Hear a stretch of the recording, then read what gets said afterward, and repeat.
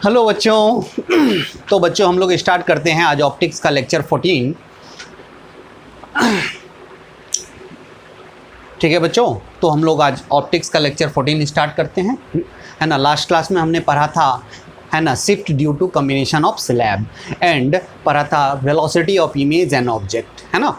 तो स्लैब के, है ना, ढेर सारा स्लैब यदि आ जाता है तो उसके वजह से कितना नेट आपका शिफ्ट होगा और एपरेंट डिस्टेंस भी निकाला था हमने और इस पर कुछ क्वेश्चन किया था। चलिए क्वेश्चन हम लोग पहले करते हैं, उसके बाद हम लोग देखेंगे कंटिन्यूस, है ना, वेरिएशन ऑफ रिफ्रैक्टिव इंडेक्स। चलिए तो पहले क्वेश्चन करते हैं, पहले समझेंगे क्वेश्चन क्या कर रहा है आपका। देखेंगे बच्चा, एक इम्प्टी वेसल है अभी खाली है और ऑब्जर्वर का जो देख रहे हैं यहाँ पे क्या है, ऑब्जर्वर का, देखने वाले का यहाँ पे आँख है तो आँख से ही देखेगा।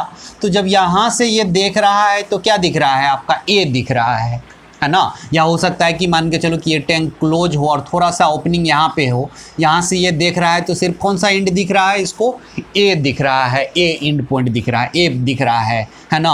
और जब इसमें पानी भर देते हैं तो फिर ऑब्जर्वर को क्या दिखने लगा है, अब सी दिखने लगा है। पहले क्या दिख रहा था, ए जब इम्प्टी था, जब खाली था, कुछ भी नहीं था, तो डायरेक्ट यहाँ पे अपने आँख अपने जगह पे है, ये आई है, आई से डायरेक्ट क्या देख रहा है, ये ए पॉइंट को देख रहा है ना। और जैसे ही इसमें पानी भर दिया तो ये सी जो है, इस, है ना, ए और बी के बीच का सेंटर है, सेंटर को सी को देख रहा है। पानी जब भर देते हो, जब पानी इसमें भर देते हैं तो क्या चीज़ को देख पा रहा है, ये सी को देख पा रहा है। तो हमको पूछ रहा है what is the height of vessel, इस वेसल का हाइट क्या होगा, मतलब एच का वैल्यू मान लेते हैं, इस वेसल का हाइट एच है, यही हमको बताना है।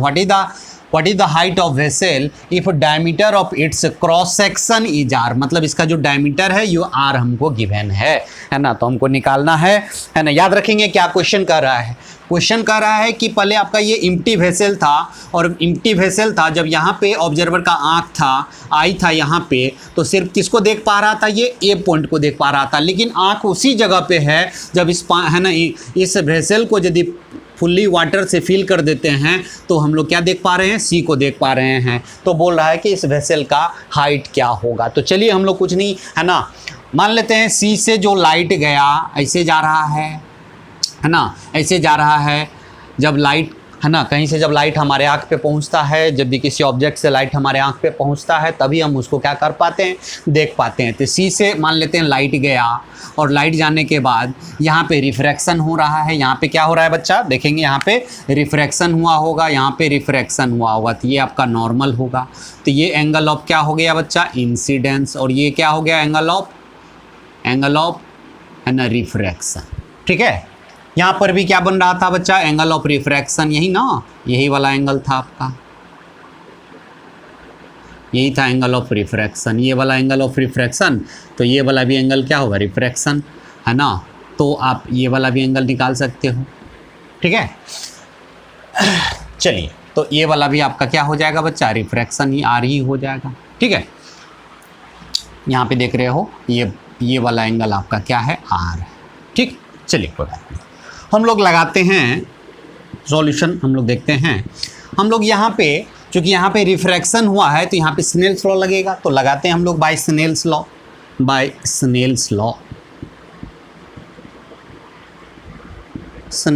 लगाते हैं। स्नेल्स लॉ क्या बोलता है, वाटर का रिफ्रैक्टिव इंडेक्स जो है आपका, है ना, गिवन है कितना, म्यू बराबर 4/3, जो कि हम लोग जानते भी हैं, है ना, और आपका गिवन भी है। चलिए, तो क्या हो जाएगा, म्यू ऑफ वाटर इंटू, है ना, वाटर में, है ना, एंगल कितना है, आई है, तो साइन आई बराबर, है ना, बाहर क्या है, एयर है, तो म्यू ऑफ एयर, है ना, इंटू साइन आर। आपका ये वैल्यू क्या होता है, 1। ठीक है, आपका ये वाला वैल्यू आपको दिया हुआ है 3/4, है ना, 4/3, सॉरी 4/3। साइन आई का वैल्यू कितना होगा, तो साइन बराबर क्या होता है ना, याद रखेंगे साइन आई, ये वाला एंगल का साइन, तो परपेंडिकुलर अपॉन क्या चीज़ आपका, हाइपोटेनस, परपेंडिकुलर अपॉन हाइपोटेनस, है ना। तो यहाँ पे क्या हो जाएगा, साइन आई की जगह पे आप क्या लिख सकते हो, परपेंडिकुलर क्या हो गया, सी बी, और हाइपोटेनस क्या हो गया, मान लेते हैं इसको हम लोग एम मान लेते हैं, ये वाले पॉइंट को हम लोग एम मान लेते हैं, क्या हो जाएगा, सी एम, है ना, बराबर, ये तो 1 हो गया। और साइन आर, आर आपका ये वाला एंगल है, तो ये वाला कितना हो जाएगा, लेकिन परपेंडिकुलर क्या है ए बी और हाइपोटेनस क्या है ए एम, तो क्या हो जाएगा A B upon A M. ध्यान से देखेंगे बच्चा यहाँ पे। चलिए अब कुछ नहीं, हम लोग है ना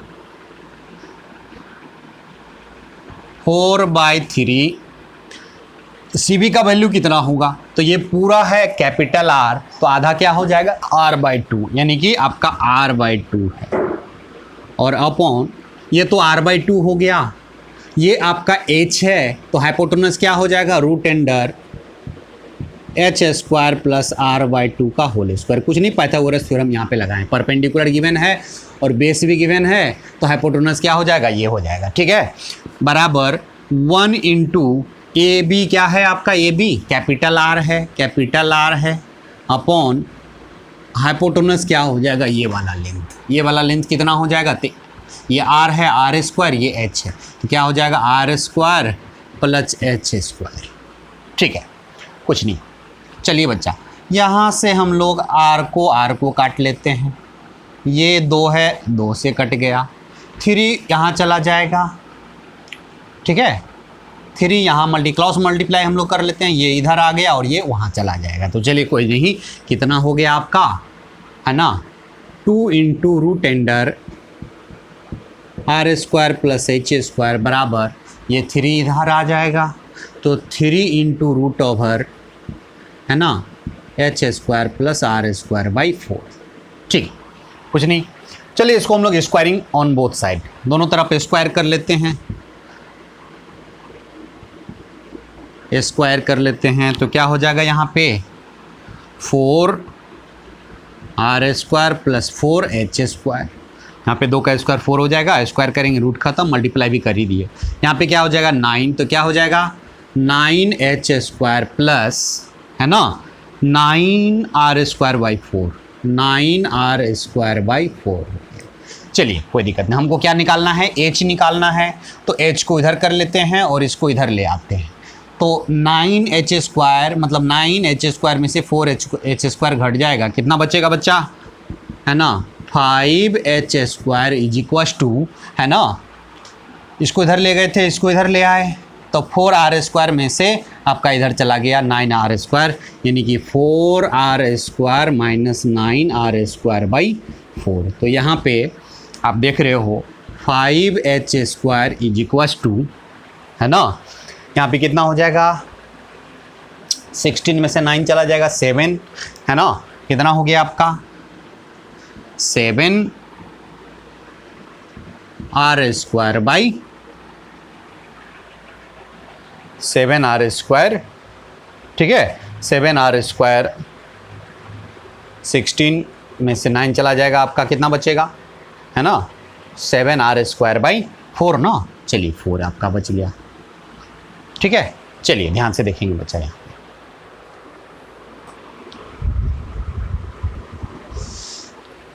तो बच्चा यहाँ पे है ना, चलिए ऊपर थोड़ा सा मिटाते हैं,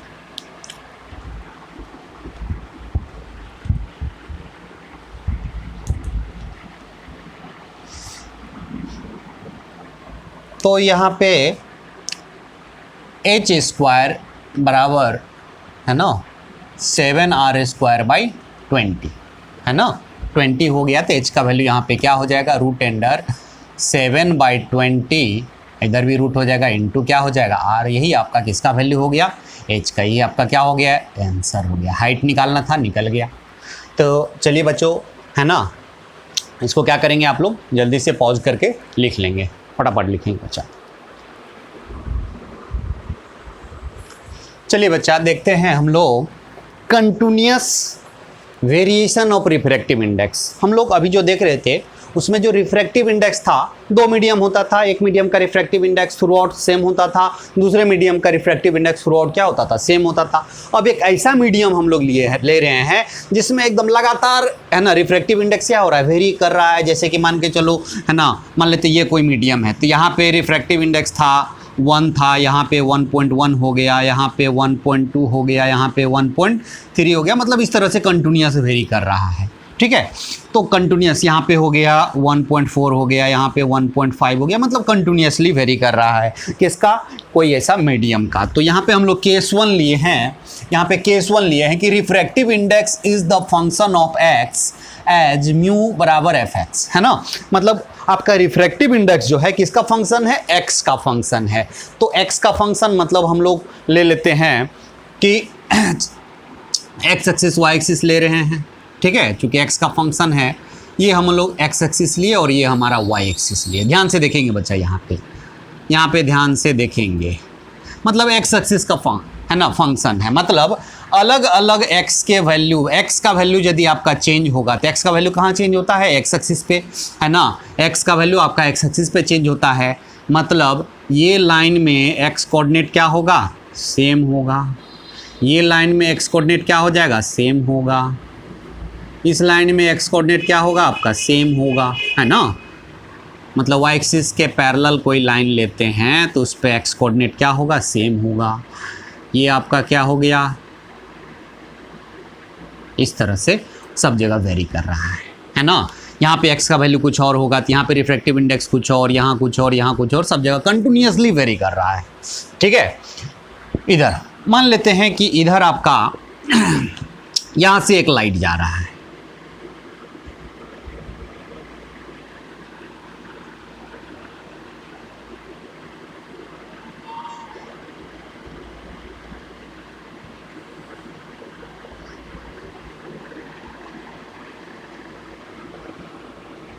यहाँ से एक लाइट जा रहा है, इंटर कर रहा है। मान लेते हैं यहाँ पे रिफ्रैक्टिव इंडेक्स जो है म्यू नोट है ना। इधर वाले रीजन में रिफ्रैक्टिव इंडेक्स म्यू नोट है और इधर आपका एक्स के अकॉर्डिंग वेरी कर रहा है, मतलब mu as the function of क्या है, एक्स कोऑर्डिनेट। मतलब एक्स का कोऑर्डिनेट चेंज होने से आपका रिफ्रैक्टिव इंडेक्स है ना चेंज हो रहा है, मतलब एक्स कोऑर्डिनेट यदि चेंज हो रहा है तो रिफ्रैक्टिव इंडेक्स आपका चेंज हो रहा है। तो क्या होगा, हर जगह यहाँ पे क्या होगा, ऐसे जब जाएगा लाइट, है ना, लाइट जब ऐसे जाएगा तो कुछ ऐसा पाथ को फॉलो करेगा। ऐसा क्यों फॉलो करेगा, क्योंकि हर जगह क्या होगा बच्चा, हर जगह पे रिफ्रैक्शन होगा। हर जगह पे क्या होगा, मान लेते हैं ये रेयर मीडियम है, ये डेंसर मीडियम है, तो हर जगह पे जहाँ पे ये क्या हो गया है, इस कंडीशन में आपका ये सरफेस ले रहे हैं तो नॉर्मल आपका ये बन गया, ये क्या हो गया आपका नॉर्मल। यदि यहाँ पे रिफ्रैक्शन कर रहा है तो नॉर्मल ये बन गया। तो मान लेते हैं ये एंगल आपका क्या है, अल्फ़ा है, ठीक है, अल्फ़ा है। तो हमेशा क्या होगा, इससे घुसे है ना, घूमेगा तो आपका क्या होगा बच्चा, है ना, एक मीडियम से दूसरे मीडियम में जब जाता है तो या तो नॉर्मल की तरफ शिफ्ट करता है या नॉर्मल से क्या होता है आपका दूर भागता है। तो यहाँ पे आपका चेंज हो रहा है ना, रिफ्रैक्टिव, है ना, रिफ्रैक्टिव इंडेक्स चेंज हो रहा है। तो मान लेते हैं कोई ये एक पॉइंट लेते हैं हम लोग, ये पॉइंट कंसीडर कर रहे हैं, इसका कोऑर्डिनेट मान लेते हैं एक्स कोमा क्या है, एक्स कोमा वाई है ना। ये पॉइंट हमने लिया है,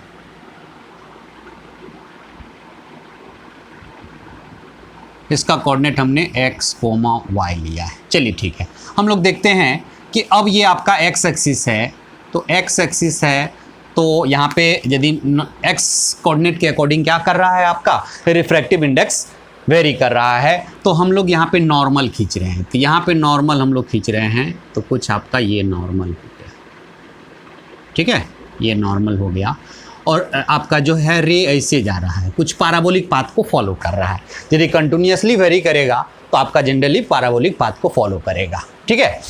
लाइट जो है आपका पैराबोलिक पाथ को फॉलो कर रहा है। तो मान लेते हैं यहाँ पे आप जो टेंजेंट खींच रहे हैं, यहाँ पे यदि आप लाइट किसके स्ट्रेट लाइन में फॉलो करेगा यहाँ पे, तो यहाँ पे यदि आप टेंजेंट यदि ले रहे हैं, यहाँ पे टेंजेंट ले रहे हैं तो ये यहाँ पे कितना एंगल बना रहा है, थीटा। सपोज दैट मान लेते हैं यहाँ पे कितना एंगल बना रहा है आपका, थीटा। इधर भी आपका क्या बन जाएगा, थीटा ही एंगल बनेगा, ठीक है। और मान लेते हैं कि यहाँ पे इस जगह पे रिफ्रैक्टिव इंडेक्स क्या है आपका, म्यू है, ठीक है। देख रहे हैं हो क्या रहा है, यहाँ पे इधर वाले रीजन में रिफ्रैक्टिव इंडेक्स थ्रू आउट क्या था, म्यू नॉट था, तो स्ट्रेट लाइन पाथ को फॉलो किया और इधर कंटिन्यूसली वेरी कर रहा है। तो हर जगह पे है ना, मान लेते हैं कि इधर आपका रिफ्रैक्टिव इंडेक्स जो है क्या हो रहा है, आपका रिफ्रैक्टिव इंडेक्स आपका धीरे धीरे कम हो रहा है या धीरे धीरे ज़्यादा हो रहा है। या तो धीरे धीरे नॉर्मल से दूर भागेगा तो हर बार में ऐसे बेंड करेगा, ऐसे बेंड करेगा, ऐसे बेंड करेगा, तो हर बार में क्या होगा, बेंड होते जाएगा। हर हर पॉइंट पे रिफ्रैक्शन होगा, क्योंकि आपका रिफ्रैक्टिव इंडेक्स मीडियम में थ्रू आउट सब जगह आपका वेरी कर रहा है, तो हर जगह पे रिफ्रैक्शन होने की वजह से ये कैसा पाथ फॉलो कर लेगा, है ना, कर्व पाथ को फॉलो कर लेगा, है ना। लाइट जो है कर्व पाथ को फॉलो करते रहेगा, ऐसे करके ऐसे जाएगा, मतलब यहाँ पे पैराबोलिक पाथ को फॉलो कर रहा है। चलिए ठीक है, कुछ भी पाथ हो सकता है, लेकिन कर्व पाथ होगा, स्ट्रेट लाइन पाथ को फॉलो नहीं करेगा। याद रखेंगे कि यदि आपका रिफ्रैक्टिव इंडेक्स कंटिन्यूसली वेरी करने लगे तो आपका उस मीडियम में लाइट का पाथ कैसा हो जाएगा, कर्व नेचर हो जाएगा, स्ट्रेट लाइन नहीं रहेगा, कोई भी कर्व को अचीव कर सकता है, वो डिपेंड करेगा, वो हम लोग निकाल लेंगे। चलिए कोई दिक्कत नहीं। तो हम लोग लगाते हैं बाय स्नेल्स लॉ, है ना। यहाँ पे लाइट इंटर हो रहा है तो यहाँ पे नॉर्मल ये है, और यहाँ पर भी नॉर्मल आपका, ये भी आपका क्या हो गया इस जगह पे नॉर्मल, है ना।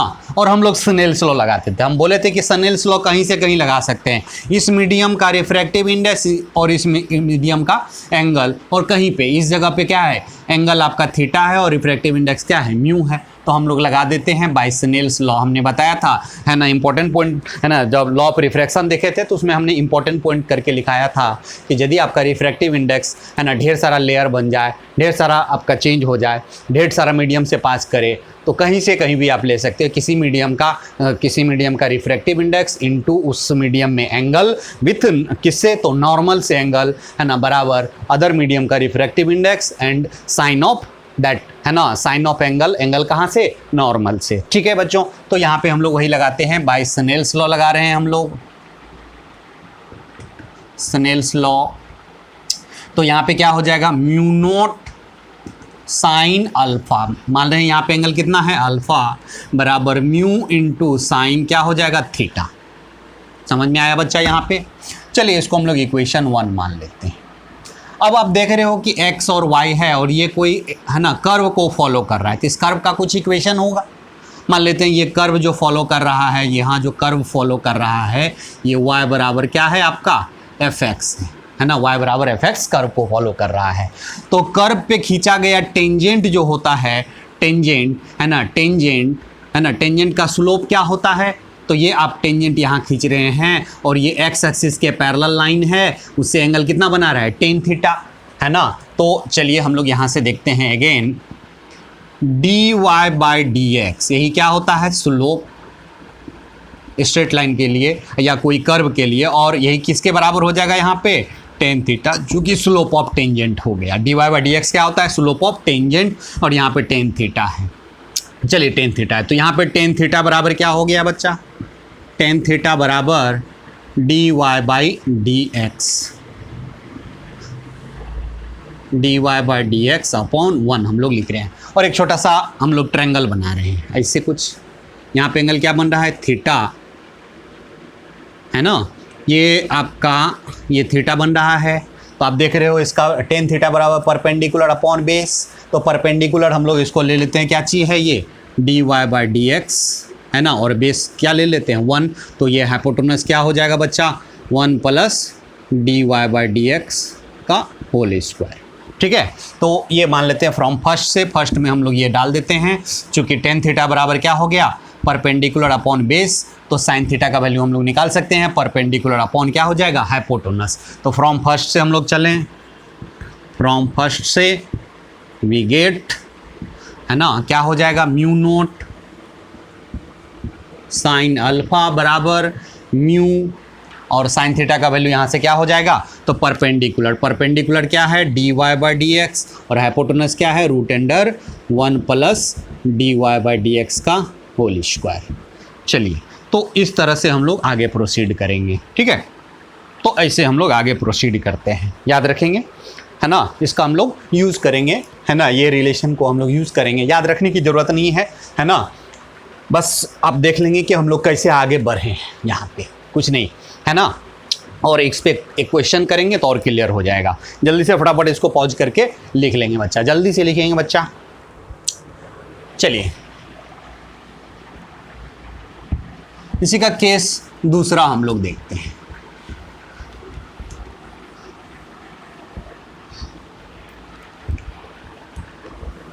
इसी का केस हम लोग दूसरा देख रहे हैं। मान लेते हैं refractive index as the function of y axis, ये केस हम लोग दूसरा देख रहे हैं, है ना।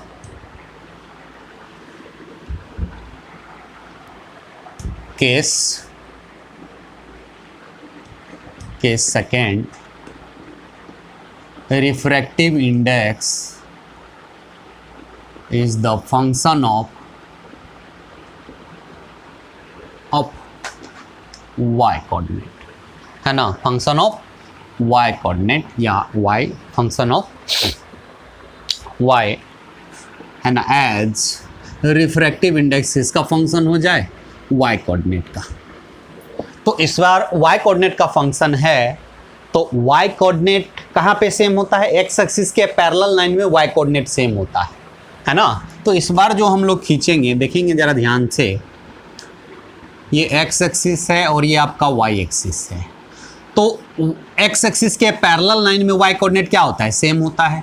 तो जैसे कि मान के चलिए कि आप ये वाला लाइन यहाँ खींच लेते हैं, तो यहाँ पे कहीं भी जाएंगे y कोऑर्डिनेट क्या होगा, सेम होगा, और y कोऑर्डिनेट सेम होगा तो रिफ्रैक्टिव इंडेक्स क्या हो जाएगा आपका, सेम हो जाएगा, है ना। यहाँ पे इस लाइन में कहीं भी रिफ्रैक्टिव इंडेक्स सेम होगा। उसी तरह से ये वाला लाइन में रिफ्रैक्टिव इंडेक्स कहीं भी क्या होगा, सेम होगा। ये वाला लाइन में रिफ्रैक्टिव इंडेक्स क्या होगा, सेम होगा। ये वाला लाइन में रिफ्रैक्टिव इंडेक्स क्या होगा, सेम होगा। तो इस तरह से आपका सब जगह सेम है। अब इसमें क्या कर रहा है, वेरी कर रहा है। जहाँ भी y कोऑर्डिनेट चेंज हुआ, रिफ्रैक्टिव इंडेक्स आपका क्या हो गया, चेंज हो गया। तो चलो हम लोग, तो इस बार आपका लेयर ये बन रहा है, इस तरह से लेयर। तो नॉर्मल कौन हो जाएगा, y एक्सिस इस बार नॉर्मल हो जाएगा, और y एक्सिस या y एक्सिस के पैरेलल लाइन जो हो जाएगा हर स्टेप में नॉर्मल होगा। तो चलिए बच्चा, हम लोग कोई एक रे लेते हैं, कोई एक रे ले रहे हैं, इसको हम लोग ऐसे करके यहाँ पे रिफ्रैक्टिव इंडेक्स इस रीजन में मान लेते हैं। रिफ्रैक्टिव इंडेक्स क्या है, म्यू नॉट, मतलब ये आपका ओरिजिन है ना। यहाँ से रे चला, मान लेते हैं कि यहाँ पे एंगल क्या बना रहा है, अल्फा। इस बार ये नॉर्मल हो जाएगा, नॉर्मल, y एक्सिस के पैरेलल लाइन नॉर्मल। यहाँ से चला और इस बार भी कोई कर्व को फॉलो करेगा यहाँ पे,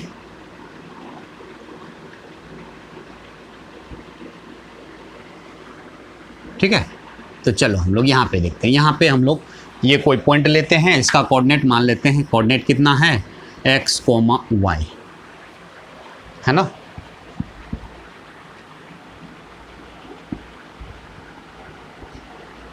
x, y यहाँ पे कोऑर्डिनेट है। तो नॉर्मल कौन होगा इस बार नॉर्मल y एक्सिस के पैरेलल लाइन, ये नॉर्मल हो गया। चलिए ठीक है, बहुत अच्छा है ना। चलिए ठीक है, ये नॉर्मल है।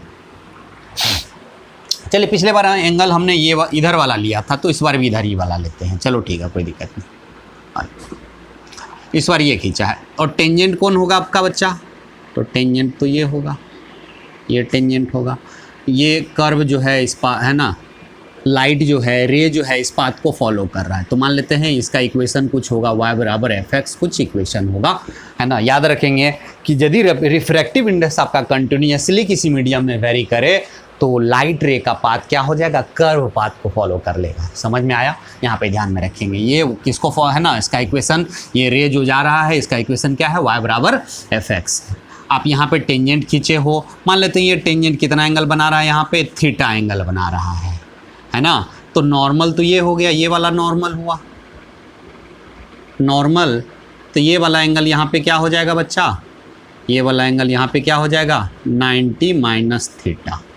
चलिए, और इधर भी नॉर्मल ये है, तो ये रे आपका नॉर्मल से कितना एंगल बनाएगा, 90 माइनस अल्फ़ा। ठीक है, ध्यान रखेंगे, कोई दिक्कत नहीं है। याद रखेंगे ये टेंजेंट कितना एंगल बना रहा है, एक्स एक्सिस से थीटा एंगल बना रहा है ना। एक्स एक्सिस से थीटा एंगल बना रहा है, जो हम लोग इससे जस्ट पहले वाला केस में भी लिए थे, है ना। तो हम लोग यहाँ पे बाय स्नेल्स लॉ लगाते हैं, बाय स्नेल्स लॉ से, है ना। किसी भी कहीं से कहीं आप स्नेल्स लॉ लगा सकते हैं। यहाँ और यहाँ लगा दिया आपने स्नेल्स लॉ इस जगह पे, यहाँ और यहाँ भी लगा सकते हैं, कहीं से कहीं भी लगा सकते हैं। एक ही रे हो, अलग अलग मीडियम से पास कर रहा हो, तो किसी मीडियम से किसी मीडियम में आप क्या कर सकते हो, स्नेल्स लॉ लगा सकते हो। चलिए बच्चों, तो यहाँ पे देखेंगे, यहाँ पे क्या हो जाएगा, म्यू नोट, है ना। यहाँ का refractive index into sine of यहाँ का एंगल किससे, नॉर्मल से। याद रखेंगे नॉर्मल यहाँ से एंगल कितना बना रहा है, 90 माइनस अल्फ़ा, बराबर यहाँ का रिफ्रैक्टिव इंडेक्स हम लोग म्यू मान लेते हैं, म्यू, चूंकि म्यू किसका फंक्शन है, वाई का फंक्शन है। म्यू इंटू साइन क्या हो जाएगा, यहाँ पे नॉर्मल से कितना एंगल बना रहा है, 90 माइनस थीटा, ना मतलब 90 डिग्री माइनस थीटा यहाँ पे एंगल बना रहा है। चलिए, तो यहाँ पे म्यू नोट कॉस अल्फा बराबर म्यू कॉस क्या हो गया यहाँ पे, थीटा। चलिए इक्वेशन 1 मान ले। अगेन फिर हम लोग चलते हैं टेंजेंट वाला कॉन्सेप्ट हम लोग लगाते हैं। D Y by D x, differentiation क्या होता है आपको बता चुके हैं। डिफ्रेंसिएशन क्या होता है, कर्व पे खींचे गए टेंजेंट का स्लोप, स्लोप ऑफ टेंजेंट है ना, slope of tangent, slope of tangent. और इसका और स्लोप होता क्या है, टेन थीटा। टेन थीटा यहाँ पे है, तो यहाँ से टेन थीटा बराबर क्या हो गया बच्चा, टेन थीटा बराबर d Y by D x upon क्या हो गया 1। और हम लोग यहाँ वाला एक स्मॉल ट्रायंगल कंसीडर कर रहे हैं, इसको देखते हुए टेन थीटा, जिसका टेन थीटा क्या है, D Y by D x upon 1 है। तो हम लोग एक छोटा सा ट्रायंगल कंसीडर किए जिसमें ये एंगल थीटा है, तो ये परपेंडिकुलर क्या हो जाएगा, d Y by D x, और ये इतना 1 हो गया, तो हाइपोटेनस कितना हो जाएगा, 1 plus d Y by D x का होल स्क्वायर। चलिए ठीक है बच्चा, तो यहाँ पे टेन थीटा का वैल्यू इतना हो गया। चलिए हम लोग फ्रॉम फर्स्ट से हम लोग चलते हैं। तो म्यू नोट कॉस अल्फा बराबर म्यू कॉस थीटा का वैल्यू क्या हो जाएगा, तो कॉस थीटा बराबर क्या होता है, कॉस थीटा बराबर यहाँ पे बेस अपॉन हाइपोटेनस। तो बेस कितना है 1 और हाइपोटेनस कितना है √1 plus d Y by D x का होल स्क्वायर। तो इस तरह से हम लोग आगे प्रोसीड करते हैं। कोई याद है ना, कोई ज़रूरी नहीं है इसको याद रखने का, कैसे हम लोग आगे प्रोसीड किए हैं ये समझेंगे। चलिए क्वेश्चन बनाते हैं है ना, और उस पर है ना और अच्छे तरीके से क्लियर हो जाएगा। तो जल्दी से फटाफट इसको पॉज करके बच्चा है ना लिख लेंगे, फटाफट लिखेंगे बच्चा।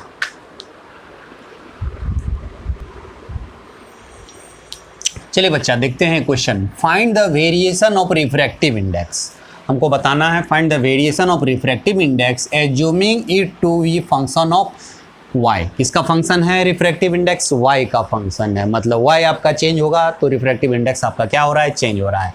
सच डेट ए रे इंटरिंग एट ओरिजिन, कहाँ पे, ओरिजिन पे इंटरिंग कर रहा है, एट है ना ग्रेजिंग इंसिडेंस। ग्रेजिंग इंसिडेंस का मतलब होता है कि आपका एंगल ऑफ इंसिडेंस क्या हो जाए 90 डिग्री, मतलब सरफेस को ग्रेज करते हुए जाए, घिसते हुए जाए। मतलब जैसे मान लेते ये एक मीडियम फर्स्ट है, मीडियम फर्स्ट और ये मीडियम सेकेंड है, तो बोलेगा कि ग्रेजिंग इंसिडेंस हो रहा है। इसका मतलब कैसे जा रहा है आपका, लग ऐसे लाइट जा रहा है एकदम सरफेस को टच करते हुए। तो यहाँ पे नॉर्मल कितना एंगल बनेगा, एंगल ऑफ इंसिडेंस क्या हो जाएगा आपका है ना 90 डिग्री। तो याद रखेंगे यहाँ पे कितना एंगल ऑफ इंसिडेंस है 90 डिग्री, ठीक है।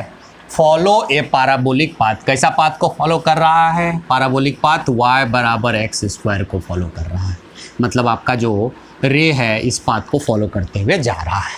तो हमसे क्या पूछ रहा है, refractive index as the function of y। चलिए, तो आपको पता होना चाहिए कि y का यदि यहाँ पे फंक्शन है तो x एक्सिस के पैरेलल लाइन के अकॉर्डिंग क्या होता है, रिफ्रैक्टिव इंडेक्स आपका है ना x एक्सिस के पैरेलल लाइन पे y कोऑर्डिनेट सेम होता है ना। तो आप यदि आप लाइन लेंगे तो यहाँ पे ऐसे ले लेंगे है ना, x एक्सिस के पैरेलल, इसमें क्या हो जाएगा, यहाँ पे सब जगह y कोऑर्डिनेट सेम होगा, तो इस ये वाला आपका लेयर बन जाएगा, इधर अलग मीडियम इधर अलग मीडियम, मतलब इस पे रिफ्रैक्टिव इंडेक्स सेम, नीचे आएंगे तो है ना डिफरेंट, ऊपर जाएंगे तो डिफरेंट। तो यहाँ पे नॉर्मल क्या हो जाएगा, तो चलिए कोई हम पॉइंट पकड़ते हैं है ना, यहाँ पे देखते हैं। तो यहाँ पे हम लोग नॉर्मल, हमने बताया था कि इस केस में नॉर्मल क्या हो जाएगा आपका, यही नॉर्मल हो जाएगा, नॉर्मल आपका वाई एक्सिस के पैरेलल। चलिए ठीक है, बहुत अच्छा। हम लोग यहाँ पे क्या खींचेंगे, टेंजेंट मान लेते हैं। ये टेंजेंट कितना एंगल बना रहा है, थीटा एंगल बना रहा है। यहाँ पे ये वाला नॉर्मल होगा, नॉर्मल, ठीक है। चलिए बच्चों,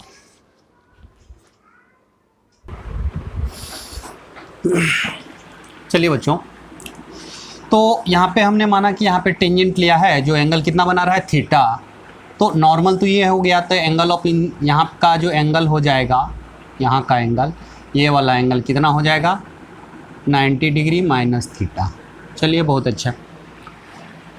ग्रेजिंग इंसिडेंस का मतलब समझ गए आप लोग कि मतलब कितना एंगल ऑफ इंसिडेंस होगा 90 डिग्री। चलिए कुछ नहीं, आपका जो ये रे है कैसा पाथ को फॉलो कर रहा है, पैराबोलिक, और उसका इक्वेशन दे दिया है y बराबर एक्स स्क्वायर आपका दे दिया है। चलिए कोई बात नहीं, है ना। हम लोग यहाँ पे स्नेल्स लॉ लगाते हैं, बाय स्नेल्स लॉ लगाते हैं यहाँ और वहाँ पे। तो यहाँ पे आपका एयर है, क्या है, या इधर एयर है ना, और यहाँ पे आपका वाई एक्सिस के अलोंग वेरी कर रहा है रिफ्रैक्टिव इंडेक्स। तो हम लोग क्या बोलेंगे कि mu of air into sine 90 degree बराबर, मान लेते हैं यहाँ पे रिफ्रैक्टिव इंडेक्स जो है ना, इसका कोऑर्डिनेट है क्या चीज़, एक्स कोमा वाई, यहाँ का कोऑर्डिनेट एक्स कोमा वाई है, और यहाँ का रिफ्रैक्टिव इंडेक्स म्यू मान लेते हैं। तो म्यू इंटू साइन क्या हो जाएगा, यहाँ का एंगल क्या है 90 माइनस थीटा, नॉर्मल से एंगल 90 डिग्री माइनस थीटा। चलिए बहुत अच्छा, तो यहाँ से आपका जो हो गया म्यू साइन 90 माइनस थीटा क्या हो जाएगा, कॉस थीटा बराबर, यहाँ पे एयर का 1 होता है और साइन 90 का भी वैल्यू 1 हो गया। चलिए इसको हम लोग इक्वेशन 1 मान लेते हैं। अगेन चलिए हम लोग चूँकि ये टेंजेंट एंगल एक्स एक्सिस से कितना बना रहा है, थीटा बना रहा है, तो स्लोप क्या हो जाएगा टेन थीटा, और स्लोप बराबर होता क्या है D Y by D X बराबर क्या हो जाएगा टेन थीटा। और चूंकि आपका कर्व का इक्वेशन दे दिया है तो इसका डिफरेंशिएशन क्या हो जाएगा, y के जगह पे एक्स स्क्वायर लिखोगे तो यहाँ पे differentiation of X square with respect to D X बराबर क्या चाहिए आपका टेन थीटा हो गया। तो यहाँ से टेन थीटा बराबर क्या हो गया बच्चा, एक्स स्क्वायर का डिफरेंशिएशन एक्स के रिस्पेक्ट में क्या हो जाएगा 2x, तो 2x बाई 1। तो ये आपका क्या हो गया परपेंडिकुलर, और ये क्या हो गया बेस।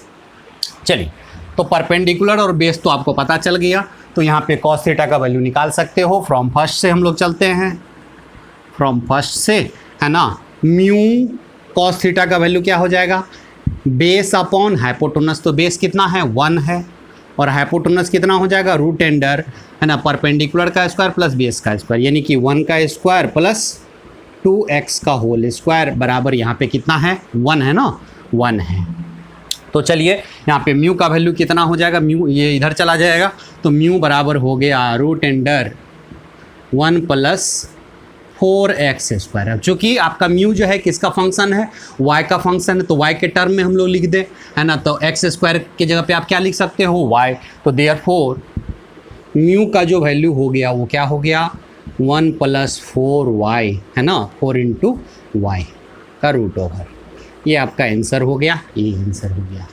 मतलब मीडियम का जो रिफ्रैक्टिव इंडेक्स किसका फंक्शन है y का कैसे वेरी कर रहा है, म्यू बराबर रूट अंडर 1 प्लस 4y, है ना, इस तरह से वेरी कर रहा है। तो जल्दी फटाफट इसको पॉज करके लिख लेंगे, बहुत ही बढ़िया क्वेश्चन है, VVI क्वेश्चन था, है ना।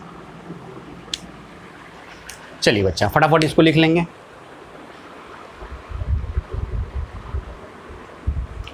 चलिए हम लोग यहाँ पे देखने वाले हैं total internal reflection. Total internal reflection क्या है ना, तो देखेंगे बच्चा। टोटल इंटरनल रिफ्लेक्शन से पहले हम लोग, है ना, क्रिटिकल एंगल देखते हैं। क्रिटिकल एंगल क्या है ना, क्रिटिकल एंगल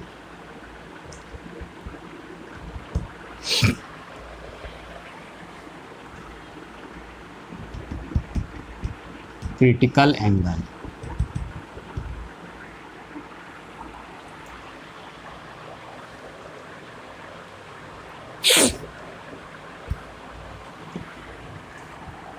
क्या है, देखेंगे क्रिटिकल एंगल क्या है। इसको हम लोग क्या चीज़ से डिनोट करेंगे, थीटा सी से। समझेंगे क्या है क्रिटिकल एंगल। कहता है कि the angle of incidence in denser medium at which angle of refraction in rare medium is nearly 90 degree. मतलब वो एंगल ऑफ इंसिडेंस किस मीडियम में, डेंसर मीडियम में, जिसके वजह से आपका angle of refraction in rare medium क्या हो जाए, नियरली 90 डिग्री हो जाए, तो उसको क्या बोलेंगे हम लोग क्रिटिकल एंगल। तो लिखेंगे the angle of incidence, angle of incidence in denser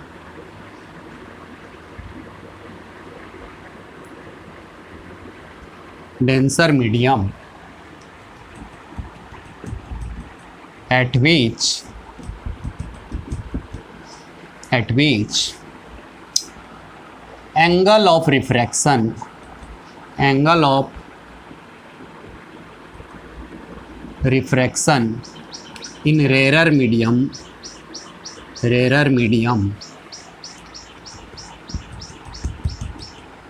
is nearly 90 degree is known as critical angle, जिसको हम लोग थीटा सी से डिनोट करेंगे, देखेंगे, ध्यान देंगे। लेकिन किस में होना चाहिए? डेंसर मीडियम में।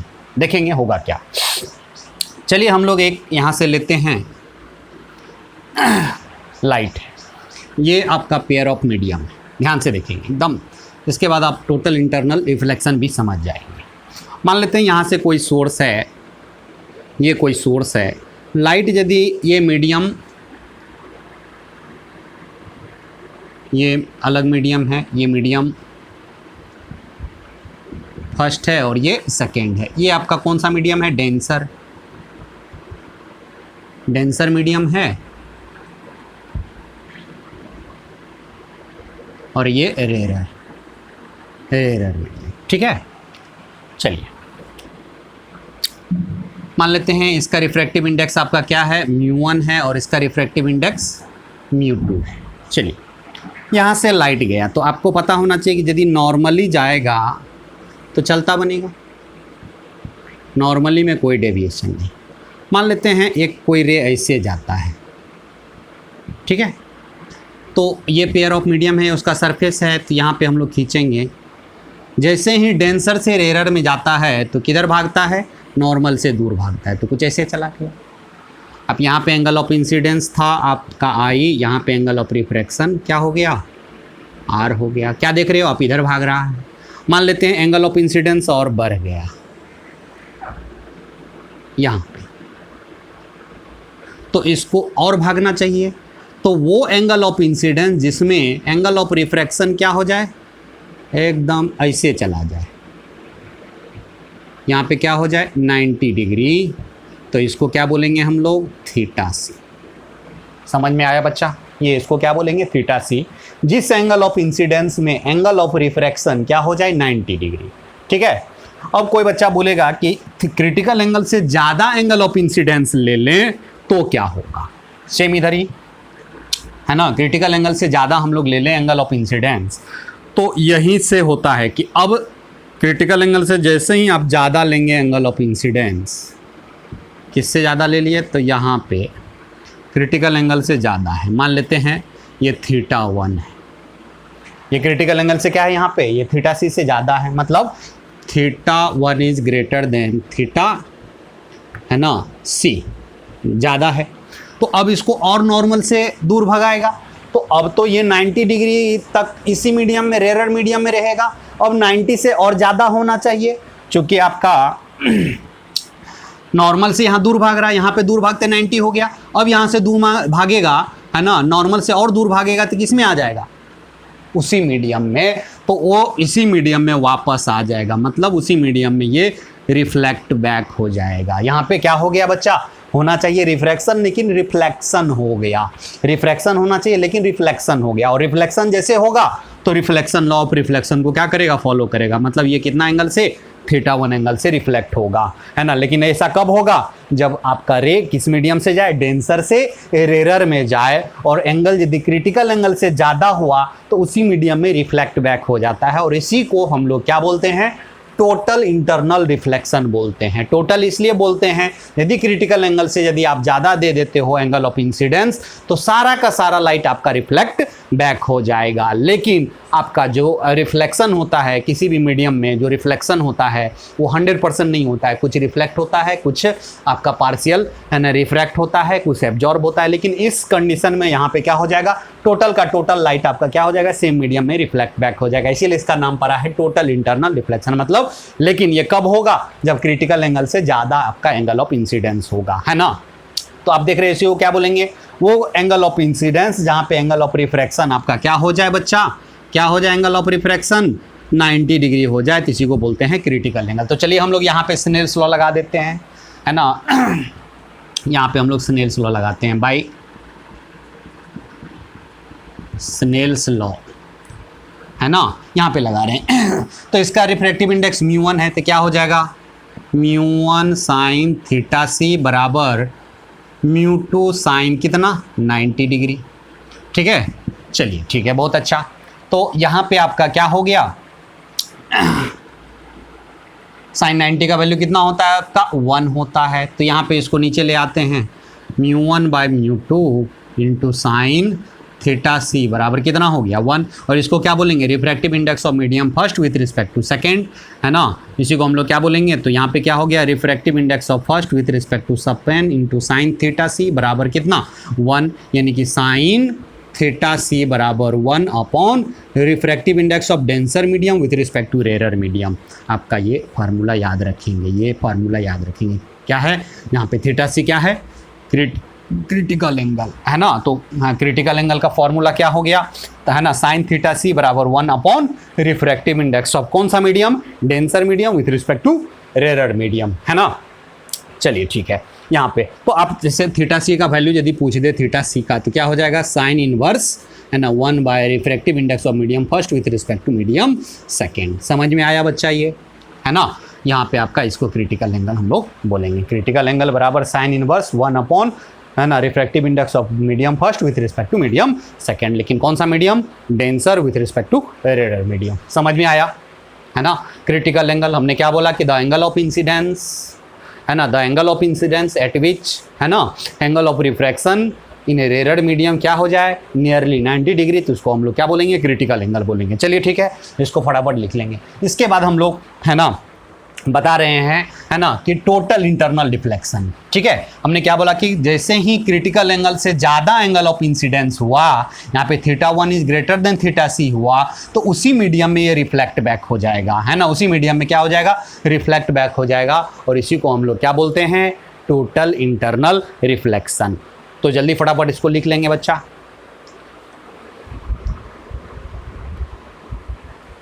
देखिए, टोटल इंटरनल रिफ्लेक्शन का हम लोग डिफिनेशन लिखते हैं, व्हेन लाइट रे, व्हेन लाइट रे is travelling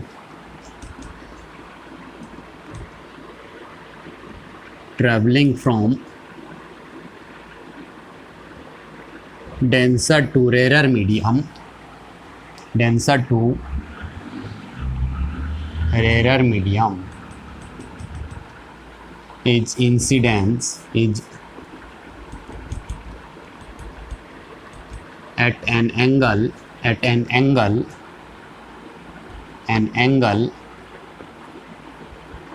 greater than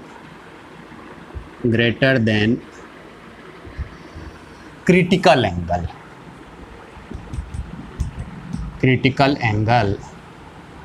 then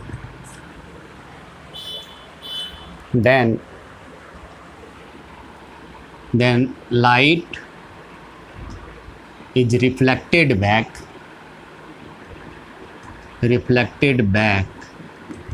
in same medium. This phenomena of light is known as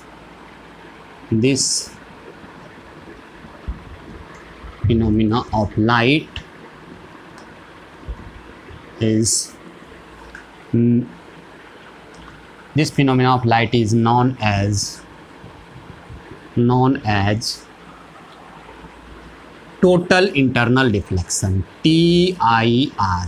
इसको क्या बोलेंगे, TIR। कंडीशन है कि लाइट किससे किससे ट्रैवल करे, डेंसर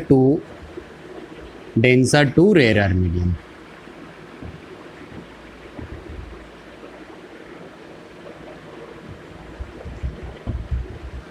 यदि आपका एंगल ऑफ इंसिडेंस, कंडीशन है किस मीडियम से किस मीडियम में जाए, डेंसर से रेयर में जाएगा, तभी आपका टोटल इंटरनल रिफ्लेक्शन होगा। याद रखेंगे, टोटल इंटरनल रिफ्लेक्शन के लिए क्या होना चाहिए, डेंसर से रेयर में जानी चाहिए। बातें क्लियर। यदि यहाँ पे एंगल जो है ये थीटा क्रिटिकल एंगल से ज़्यादा है ना, ये थीटा ग्रेटर देन क्या हो जाए थीटा सी, तो उसी मीडियम में रिफ्लेक्ट बैक हो जाएगा, इसी मीडियम में रिफ्लेक्ट बैक हो जाएगा। और किसको फॉलो करेगा? लॉ ऑफ रिफ्लेक्शन को फॉलो करेगा, है ना। If theta is greater than theta C, then क्या करेगा? देन टोटल इंटरनल रिफ्लेक्शन को फॉलो करेगा। And total internal reflection follow law of reflection, TIR follows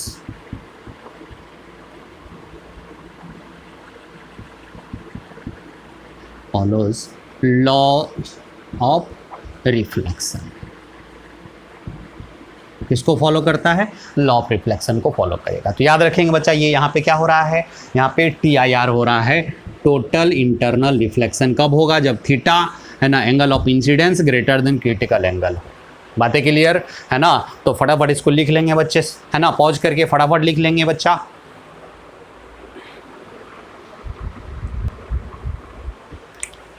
चलिए, क्रिटिकल एंगल का हमने फार्मूला क्या देखा बच्चा, कि जैसे मान लेते हैं ये मीडियम है, मीडियम डेंसर मीडियम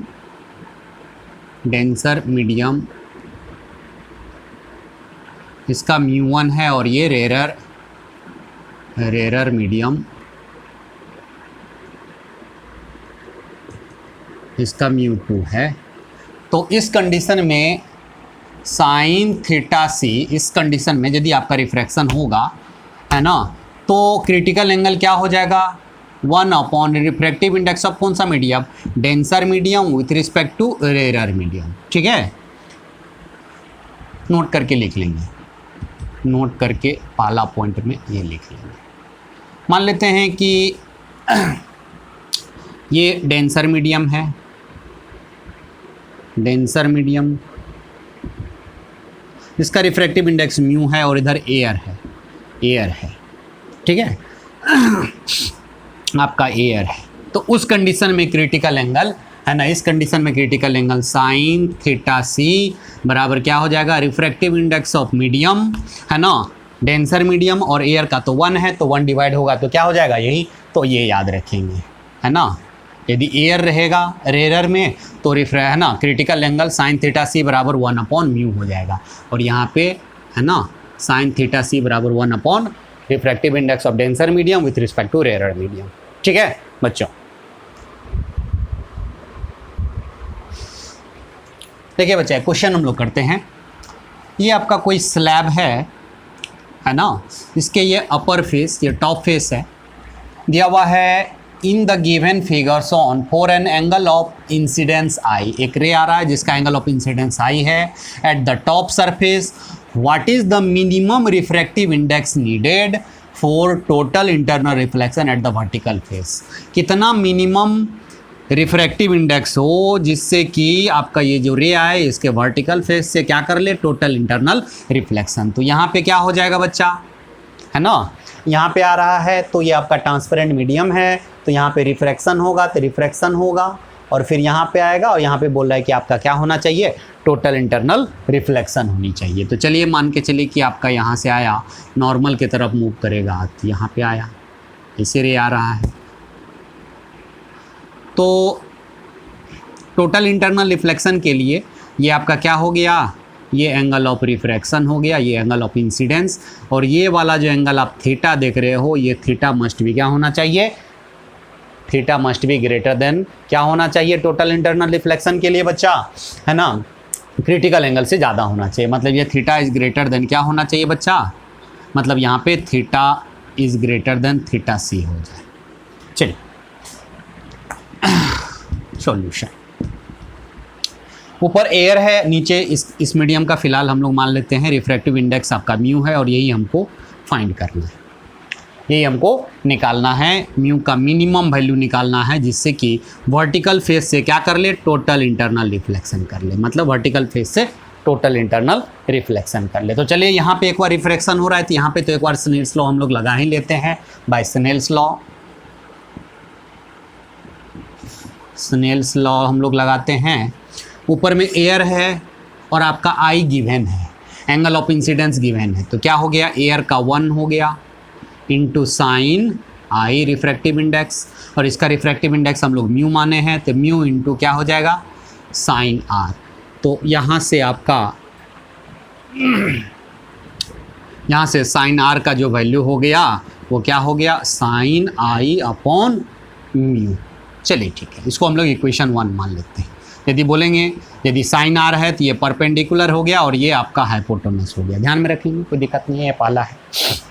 अब देखेंगे चूंकि यहाँ पे 90 डिग्री यहाँ पे बनेगा है ना, तो 90 डिग्री बनेगा तो थीटा क्या हो जाएगा, थीटा को क्या बोलेंगे 90 माइनस आर। अगेन थीटा क्या हो जाएगा बच्चा, यहाँ पे थीटा बराबर 90 degree minus R. For total internal reflection के लिए, फॉर TIR के लिए थीटा का value is greater than equal to theta C तो होना ही चाहिए। ठीक है, चलिए हम लोग दोनों तरफ साइन लगा देते हैं। तो sine theta is greater than equal to sine theta C. ठीक है, और आप जानते हो कि क्रिटिकल एंगल का साइन थीटा है ना, sine of critical angle sine of theta C क्या होता है, 1 अपॉन रिफ्रैक्टिव इंडेक्स है ना, रिफ्रैक्टिव इंडेक्स। क्योंकि यहाँ इधर तो एयर है तो एयर के केस में 1 बाय क्या हो जाएगा, रिफ्रैक्टिव इंडेक्स है ना। तो चलिए ठीक है, हम लोग यहाँ पे साइन थीटा की जगह पे 90 माइनस आर रख देते थे। Sine 90 degree minus R is greater than equal to sine theta C. Sine theta C को लिखेंगे 1 बाय म्यू। ठीक है, और यहाँ पे साइन 90 माइनस आर क्या हो जाएगा, cos R is greater than equal to 1 upon mu. ठीक है, अब देखेंगे यहाँ पे कॉस आर का वैल्यू, यहाँ पे है ना साइन आर का वैल्यू क्या हो गया, साइन आई अपॉन म्यू। तो कॉस बराबर क्या होता है, बेस अपॉन हाइपोटेनस। तो बेस हम लोग कैसे निकालेंगे, हाइपोटेनस का स्क्वायर माइनस परपेंडिकुलर का स्क्वायर। तो चलिए इसी को हम लोग कॉस आर का वैल्यू लिख देते हैं फ्रॉम फर्स्ट से है ना। कॉस आर का वैल्यू बेस अपॉन क्या हो जाएगा, हाइपोटेनस। तो हाइपोटेनस तो म्यू है ना, बेस कितना हो जाएगा, बोलेंगे रूट अंडर म्यू का square upon sine square I upon hypotenuse mu is greater than equal to 1 by mu. अब म्यू म्यू को कैंसिल कर लें।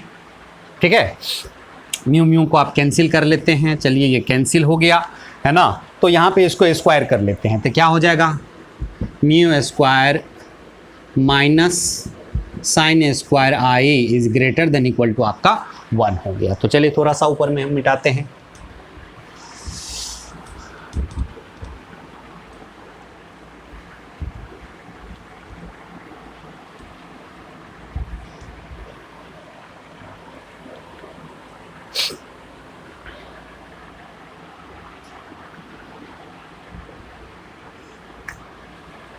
तो बच्चा हम लोग क्या करते हैं, इसको उधर भेज देते हैं।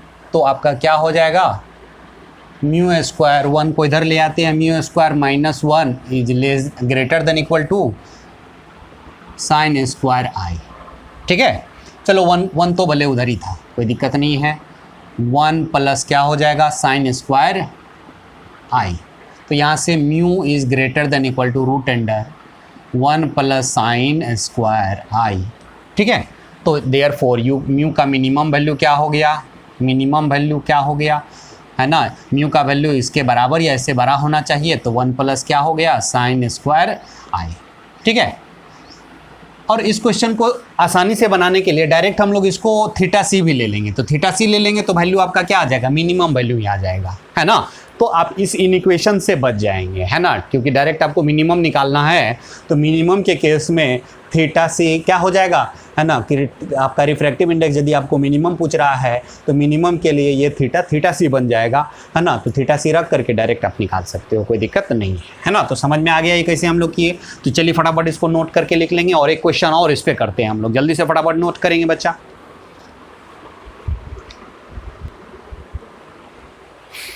चलिए बच्चा एक क्वेश्चन देखते हैं। कह रहा है a point source of light एक है ना is kept in liquid of refractive index mu है at a depth of small D. ठीक है, स्मॉल डी डेप्थ रखा हुआ है। व्हेन सी फ्रॉम एबव, हम लोग जब ऊपर से देखते हैं, a bright circular spot appears on the surface of liquid के सरफेस पे ब्राइट सर्कुलर स्पॉट दिखता है। Find the radius of spot. ठीक है, क्वेश्चन बहुत बढ़िया है। है ना, बहुत ही अच्छा है ना। इस टाइप का क्वेश्चन बराबर पूछते रहता है जेईई मेन, है ना, और नीट में। देखेंगे क्या हो रहा है यहाँ पे, कुछ नहीं देखेंगे, ध्यान से देखेंगे बच्चा। आपका ये है ना, इधर एयर है और नीचे क्या है, लिक्विड है ना, जिसका रिफ्रैक्टिव इंडेक्स आपका म्यू है। ठीक है, बहुत अच्छा। मान लेते हैं यहाँ से डी डेप्थ पे डी नीचे एक सोर्स है, पॉइंट सोर्स है, और जब आप बाहर से देख रहे हो, जब यहाँ से आप बाहर से देख रहे हो, है ना, जब आप बाहर से देख रहे हो तो आपको क्या दिखाई दे रहा है, एक स्पॉट दिखाई दे रहा है, सर्कुलर स्पॉट। कैसे सर्कुलर स्पॉट दिखाई देगा, तो लिक्विड है ना, लाइट जब यहाँ से चलेगा तो किससे, कौन सा मीडियम से चलेगा, डेंसर से रेयर में। जब डेंसर से रेयर में चलता है तो यदि क्रिटिकल एंगल से ज़्यादा हो गया एंगल ऑफ, है ना, इंसिडेंस, तो फिर वो क्या हो जाएगा, टोटल इंटरनल रिफ्लेक्शन हो जाता है। तो क्या हो जाएगा, सेम मीडियम में, है ना, रिफ्लेक्ट बैक हो जाएगा। तो जहाँ तक लाइट निकलेगा, जहाँ तक रिफ्लेक्ट होके चला जाएगा, वहाँ तक तो हमको दिखेगा, और जहाँ से रिफ्लेक्ट बैक हो जाएगा उसके बाद अंधेरा दिखेगा। ठीक है, तो देखिए यहाँ पे हो क्या रहा है, कहाँ तक दिखेगा, मान लेते हैं कि क्रिटिकल एंगल तक। ठीक है, मान लेते हैं यहाँ पे क्रिटिकल एंगल है, ये थीटा सी। ठीक है, तो क्रिटिकल एंगल थीटा सी है, तो एंगल ऑफ रिफ्रैक्शन क्या हो जाएगा, यहाँ पे 90 डिग्री हो गया। सेम इधर भी, सेम इधर भी, है ना, लाइट रे इधर से गया, ये क्रिटिकल एंगल थीटा सी है, तो एंगल ऑफ रिफ्लेक्शन आपका ऐसे चला जाएगा। ठीक है, इससे जो इधर आएगा लाइट, वो रिफ्रैक्ट होकर के आपको दिखाई देगा। यहाँ पे जो लाइट आएगा ऐसे चला जाएगा, है ना, कोई दिक्कत नहीं। लेकिन अब जैसे ही क्रिटिकल एंगल से ज़्यादा एंगल ऑफ इंसिडेंस हुआ, यहाँ पे एंगल ऑफ इंसिडेंस ये थीटा क्या हो जाएगा, यहाँ पे theta is greater than theta C हो जाएगा, तो उसी मीडियम में रिफ्लेक्ट बैक हो जाएगा। तो इधर वाला रीजन तो दिखेगा नहीं, तो लाइटेड रीजन कौन सा दिखेगा, यहाँ से यहाँ वाला पोर्शन हमको लाइटेड दिखेगा। तो ये क्या बना आपका, ब्राइट सर्कुलर स्पॉट बना। तो कह रहा है कि इस स्पॉट का, ये सर्कुलर स्पॉट जो बना है ना, इसका रेडियस क्या होगा, रेडियस मतलब इसका ये वाला रेडियस हमसे पूछ रहा है, ये वाला रेडियस क्या होगा। ठीक है, ये ना पूछ रहा है हमसे, find the radius of A spot. बोलेंगे कुछ नहीं है ना, यहाँ पे एंगल क्या है, क्रिटिकल एंगल। ठीक है, ये थीटा सी है, तो ये वाला लाइट गया है यहाँ पे क्रिटिकल एंगल, तो यहाँ वाला भी एंगल क्या हो जाएगा, थीटा सी। हम लोग जानते हैं कि साइन थीटा सी बराबर क्या हो जाएगा, बोलेंगे 1 रिफ्रैक्टिव इंडेक्स हो जाएगा। बोलेंगे ये आपका परपेंडिकुलर हो गया और ये आपका क्या हो गया, हाइपोटेनस हो गया। ठीक है, समझ रहे हैं बच्चा, कोई दिक्कत नहीं है। हम लोग साइन थीटा सी बराबर 1/μ। ठीक है, तो यहीं तक आपका दिख रहा है, तो साइन थीटा सी बराबर क्या हो जाएगा, परपेंडिकुलर अपॉन हाइपोटेनस। ठीक है, चलिए ठीक है, साइन थीटा सी को हम लोग क्या लिखेंगे, साइन थीटा सी को बोलेंगे परपेंडिकुलर अपॉन हाइपोटेनस। तो परपेंडिकुलर कितना हो जाएगा, ही ना, रेडियस है ना बच्चा, ये आपका ये थीटा सी है, तो ये वाला भी एंगल आपका क्या है, थीटा सी ही है, थीटा सी ही है। देख रहे हैं, ये भी थीटा सी है, तो परपेंडिकुलर हो गया आर, तो साइन थीटा की जगह पे क्या लिखेंगे, चलिए इसको अभी कुछ एक्सप्लेन करने का जरूरत नहीं है। तो साइन थीटा सी है ना, साइन थीटा सी बराबर क्या हो गया आपका, तो परपेंडिकुलर, तो परपेंडिकुलर तो कैपिटल आर हो गया, और हाइपोटेनस कितना हो जाएगा, रूट अंडर ये आर का स्क्वायर प्लस डी का स्क्वायर, आर का स्क्वायर प्लस डी का स्क्वायर बराबर 1/μ ना। चलिए क्रॉस मल्टीप्लाई हम लोग कर लेते हैं, तो क्या हो जाएगा, इधर root under are square plus D square बराबर म्यू आर, स्क्वायरिंग कर लें, क्या हो जाएगा, are square plus D square बराबर म्यू स्क्वायर आर स्क्वायर। चलिए आर को उधर कर लेते हैं, चूँकि आर ही हमको निकालना है, तो आर को उधर कर लेंगे, तो आर स्क्वायर कॉमन आ जाएगा, म्यू स्क्वायर माइनस 1 बराबर क्या चीज, डी स्क्वायर। तो यहाँ से आर का जो वैल्यू आपका आ गया, आर का वैल्यू वो कितना हो गया, ये डिवाइड में चला जाएगा और रूट में आ जाएगा, तो क्या हो जाएगा, small D upon root under mu square minus 1, ये आपका रेडियस हो गया, ये आपका आंसर हो गया। समझ में आया क्यों स्पॉट दिखेगा बच्चा, जहाँ तक लाइट रिफ्रैक्ट होकर के चला जाएगा, है ना, बाहर निकल जाएगा, वो तो आपको दिख जाएगा लाइट, तो वहाँ तक तो आपको क्या दिखेगा, ब्राइटनेस दिखेगा। और जहाँ से लाइट निकल ही नहीं रहा है ना, उसी मीडियम में वापस आ गया लाइट, तो इधर का रीजन क्या दिखेगा, डार्क दिखेगा। इधर का रीजन क्या दिखेगा, डार्क दिखेगा। मतलब इधर वाला रीजन आपका डार्क दिखेगा, इधर वाला रीजन क्या दिखेगा, डार्क दिखेगा। इधर वाला भी रीजन डार्क दिखेगा और ये वाला रीजन आपका ब्राइट दिखेगा, क्योंकि यहाँ से लाइट निकल रहा है, ब्राइट। ठीक है, तो ये आपका ब्राइट दिखेगा, जिसकी वजह से आपको कैसा नजर आएगा, ब्राइट सर्कुलर, है ना, स्पॉट नजर आएगा। ठीक है, तो बच्चा आज हम लोग यहीं क्लास ख़त्म करते हैं, फिर अगले क्लास में हम लोग प्रिज्म के बारे में पढ़ेंगे। ठीक है बच्चों, तो चलिए हम लोग मिलते हैं अगले क्लास में। ठीक है, चलिए।